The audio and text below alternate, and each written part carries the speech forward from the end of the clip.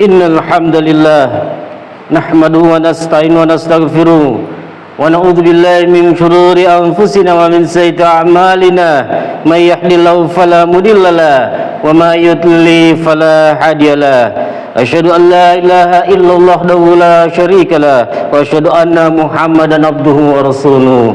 Allahumma salli wa sallim ala Muhammad wa ala alihi wa ashabihi wa man tabi'ahum bi ihsan ila yaumiddin. Ya ayyuhalladzina amanu taqullaha haqqa tuqatih wa la tamutunna illa wa antum muslimun. Ya ayyuhan nas ittaqu rabbakumul ladzi khalaqakum min nafsin wahidah wa khalaqa minha zawjaha wa basa minhuma rijalan katsira wan nisaa wattaqullaha alladzi tasaaluna bihi warham innallaha kana 'alaikum raqiba. Ya ayyuhalladzina amanu taqulu wa qulu qawlan sadida yuslih lakum a'malakum wa yaghfir lakum dzunubakum wa may yuti'illaha wa rasulahu faqad faza fawzan 'azima. Hadirin sidang Jumat yang dimuliakan Allah, kami mengajak kepada semua jamaah kepada kita semua meningkatkan takwa kepada Allah Azza wa Jalla. Bekal takwa inilah insyaallah akan menyelamatkan kita nanti di akhirat. Summal ladzina taqaw wa nazaru zalimina fi jisiya. Kemudian kami akan menyelamatkan orang-orang yang bertakwa dan membiarkan orang-orang yang zalim dalam neraka. Quran surat Maryam 72. Hadirin sidang Jumat yang dimuliakan Allah, marilah kita semua bersama memuji Allah, bersyukur kepadanya, kepada Tuhan kita yang telah menciptakan kemudian memberikan rezeki pada kita. Tiada kebahagiaan, ketenangan, kemenangan, kejayaan dan prestasi yang kita rasakan sampai detik ini kecuali semuanya adalah anugerah Allah Subhanahu wa taala. Semoga Allah Subhanahu wa taala menjadikan kita sebagai hamba-hambanya yang pandai mensyukuri setiap nikmat yang dianugerahkan kepada kita.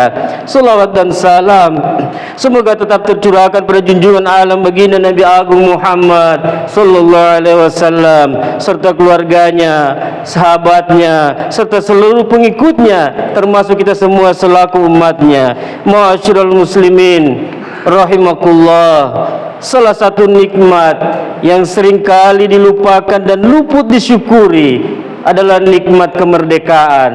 Kita sering menganggapnya biasa, terlebih bagi kita yang telah berjarak waktu teramat jauh dari perjuangan melawan penindasan dan penjajahan. Sekali lagi, kadang nikmat kemerdekaan sering lupa disyukuri dan tak disadari bahwa ia merupakan nikmat dari Allah Subhanahu wa taala. Itulah sebabnya Nabi Musa alaihissalam pernah secara khusus mengingatkan kaumnya tentang nikmat ini. Al-Quran mengisahkannya kepada kita. A'udzubillahi samii'il 'aliim minasyaitonir rajim. Wa iz qala Musa liqaumi ya qaumi zkuru ni'matallahi 'alaikum iz ja'ala fikum anbiya'a wa ja'alakum muluka wa ataakum ma lam yuti hadam minal 'alamin. Dan ingatlah ketika Musa berkata kepada kaumnya, hai kaumku, ingatlah nikmat Allah atasmu ketika Dia mengangkat nabi-nabi di antaramu dan dijadikannya kamu orang-orang yang merdeka dan diberikannya kepadamu apa yang belum pernah diberikannya kepada seorang pun di antara umat-umat yang lain. Quran surat Al-Maidah ayat 20. Nabi Musa alaihissalam seperti terungkap dalam ayat di atas mengingatkan kembali, ya qaumi kuru nikmatullahi alaikum, wahai kaumku, ingatlah nikmat Allah atasmu. Nikmat yang dimaksud adalah kedudukan dan kemerdekaan. Setelah sebelumnya Bani Israel hidup dalam penindasan dan pemperbudakan di Mesir, Allah Subhanahu wa taala anugerahkan kepada mereka kemerdekaan dan kebebasan. Allah berikan nikmat kedaulatan dan itu merupakan nikmat yang besar. Dengan kedaulatan dan keamanan itu, sebuah negeri menjadi sangat kondusif untuk menyamai iman. Itulah sebabnya salah satu doa Nabi Ibrahim alaihissalam adalah memohon agar Allah menjadikan Mekah sebagai negeri yang aman. Wa isqala Ibrahim rabbi ja'al hadzal balada amina wastubni wa bani an ta'budu asnam. Dan ingatlah ketika Ibrahim berkata, ya Tuhanku, jadikanlah negeri ini Mekah, negeri yang aman, dan jauhkanlah aku berserta anak cucuku daripada menyembah berhala-berhala. Quran Surat Ibrahim ayat 13. Begitulah tabiat setiap orang. Mereka sangat menginginkan terciptanya stabilitas keamanan di daerah dan negerinya. Tidak ada seorang pun yang menghendaki kehidupan yang kacau dan tertindas.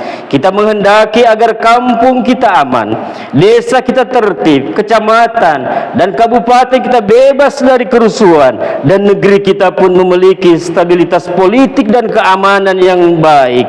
Itu harapan setiap kita manusia. Alhamdulillah, Allah Subhanahu wa taala anugerahkan semua itu pada kita di negeri kita Indonesia. Karenanya sekali lagi, mari kita syukuri nikmat kemerdekaan ini. Kita beruntung karena para pendiri negara ini sejak awal telah menyadari bahwa kemerdekaan yang diperoleh merupakan nikmat dari Allah Subhanahu wa taala.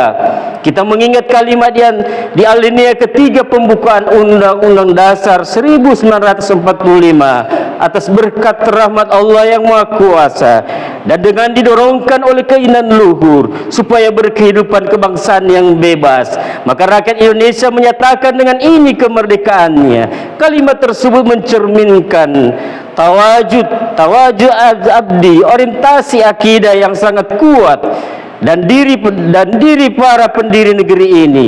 Lebih dari sekedar hasil perjuangan, kemerdekaan Indonesia merupakan anugerah dari Allah Subhanahu wa taala.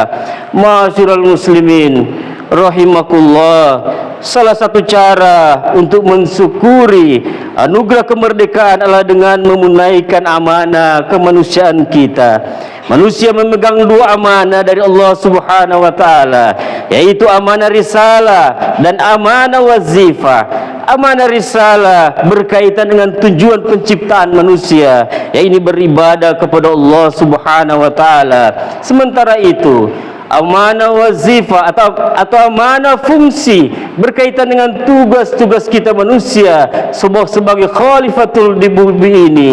Amanah yang pertama ditunaikan dengan meningkatkan ketaatan kita kepada Allah Subhanahu wa taala dan menjauhkan masyarakat dari segala bentuk kemaksiatan. Kita jaga agar negeri ini agar tetap berada dalam koridor ketaatan kepada Allah Subhanahu wa taala. Salah satunya setia, ada regulasi yang mengindikasikan peluang kemaksiatan. Soyoknya kita mengkritisi dengan cara terbaik dan langkah-langkah strategis. Misalnya, ketika pemerintah menerbitkan PP nomor 25 tahun 2024 tentang peraturan pelaksanaan Undang-Undang nomor 17 tentang kesehatan. Salah satunya berkaitan dengan kesehatan sistem reproduksi. Ada lubang kemudaratan yang harus dikritisi. Pasal 103 tentang upaya kesehatan sistem reproduksi usia sekolah dan remaja. Pada ayat 4 butir E tertera penyediaan alat kontrasepsi. Apakah ini bermakna bahwa pelajar dan remaja kita legal difasilitasi alat kontrasepsi? Aturan ini menyimpan lubang kemudaratan yang mesti kita kritisi. Jadi selain kita giatkan masyarakat untuk memamukkan masjid, kita perlu mengawal agar tidak ada regulasi dan aturan yang bertentangan dengan tuntunan Allah Subhanahu wa taala serta kebudayaan kita. Jika kita abai dan cenderung mengingkari nikmat dari Allah, sama artinya kita membiarkan negeri ini diambang kerusakan. Mari kita renungkan firman Allah Subhanahu wa taala berikut ini. Wadarallahu masala qaryatan kana aminatan mutmainatan ya'tiha rizquha ragadan min kulli makanin faqarat bi an ummillahi fazaqallahu libasal ju'i wal khaufi bima kanu yasnaun. Dan Allah telah membuat suatu perumpamaan dengan sebuah negeri yang dahulunya aman lagi tentram, rezekinya datang kepadanya melimpah ruah dari segenap tempat, tetapi penduduknya mengingkari nikmat-nikmat Allah. Karena itu Allah merasakan kepada mereka pakaian kelaparan dan ketakutan disebabkan apa yang selalu mereka perbuat. Quran surah An-Nahl ayat 112. Jadi cara kita mensyukuri nikmat kemerdekaan tidak sekadar mengikuti karnaval dan mengikuti lomba-lomba Agustusan. Mereka yang tekun mengajak masyarakat untuk membangun masjid, mentradisikan ketaatan kepada Allah Subhanahu wa taala di tengah masyarakat, mengajak anak-anak untuk beribadah dan membiasakan kebaikan tumbuh di masyarakat adalah kerja-kerja memakmurkan negeri ini yang sangat nyata. Berdakwah dengan demikian merupakan salah satu cara kita mencintai negeri ini dan mensyukuri nikmat kemerdekaan dari Allah Subhanahu wa taala. Ma'asyiral muslimin rahimakumullah, langkah lain untuk mensyukuri nikmat kemerdekaan adalah terlibat dalam kerja-kerja memakmurkan bumi, mensejahterakan masyarakat dan menciptakan perdamaian dunia. Sebagai komunitas muslim di negeri ini, menunaikan peran tersebut tidak sekedar panggilan iman, tetapi sekaligus juga panggilan konstitusional. Misalnya ketika saudara-saudara kita di Palestina dijajah dan secara kejam dibantai oleh tentara Zionis Israel, kita seharusnya bergerak. Di dalamnya ada panggilan iman untuk selalu membela saudara-saudara muslim yang tertindas. Selain panggilan iman, Muslim Indonesia semestinya membela Palestina karena ada amanah konstitusional yang harus ditunaikan. Konstitusional mengisyaratkan kemerdekaan ialah hak segala bangsa, dan oleh sebab itu maka penjajahan di atas dunia harus dihapuskan karena tidak sesuai dengan peri kemanusiaan dan peri keadilan. Penentangan terhadap segala bentuk kezaliman diisyaratkan Al-Quran. Itulah sebabnya Al-Quran menentang kewenang-wenangan Fir'aun. Allah Subhanahu wa ta'ala menegaskan hal tersebut. Sesungguhnya Fir'aun telah berbuat sewenang-wenang di muka bumi dan menjadikan penduduknya berpecah-pecah dengan menindas segolongan dari mereka, menyembelih anak laki-laki mereka dan membiarkan hidup anak-anak perempuan mereka. Quran surah Al-Qasas ayat 4. Hadirin ma'asyiral muslimin rahimakumullah, kekejaman Israel atas warga Gaza tak kalah biadab yang dilakukan oleh Fir'aun. Hari-hari ini kita dapat mengikuti proses pembunuhan massal di kota Gaza. Cara mensyukuri kemerdekaan Indonesia salah satunya adalah dengan mendukung kemerdekaan Palestina dan menentang penjajahan Israel. Kita bisa lakukan aksi boikot, menyumbangkan dana bagi warga Palestina, mengikuti aksi, mendoakan mereka, hingga mendidik putra-putri kaum muslimin untuk senantiasa memiliki perhatian dan kesadaran terhadap muslim Palestina. Sungguh kemerdekaan Indonesia secara historis memiliki andil besar terhadap Palestina. Di tengah cengkraman Israel, Palestina tetap mendukung perjuangan kemerdekaan Indonesia. Salah satu tokoh yang berjasa itu adalah Syekh Muhammad Amin Al-Husaini. Beliau adalah ulama dan mufti besar Palestina yang gigih mendukung kemerdekaan Indonesia pada waktu itu. Meski saat itu Palestina sedang berjuang melawan imperialis Inggris dan Zionis yang ingin menguasai kota Al-Quds, Palestina, Syekh Muhammad Amin Al-Husaini lah yang mendesak agar negara-negara Timur Tengah mengakui kemerdekaan Indonesia. Usahanya ini berhasil meyakinkan Mesir, Suriah, Irak, Lebanon, Yaman, Arab Saudi dan Afghanistan untuk mengakui kemerdekaan Indonesia. Selain Syekh Amin Al-Husaini, terdapat nama Muhammad Ali Tahir, saudagar kaya asal Palestina yang menyerahkan seluruh kekayaannya di Bank Arabia bagi perjuangan bangsa Indonesia. Kita teramat dekat dengan Palestina. Tidak hanya kedekatan iman, tetapi juga kedekatan sejarah. Mari kita syukuri anugerah kemerdekaan dengan semakin taat kepada Allah, sekaligus menguatkan dukungan kita bagi kemerdekaan rakyat Palestina dari penjajahan Zionis Israel.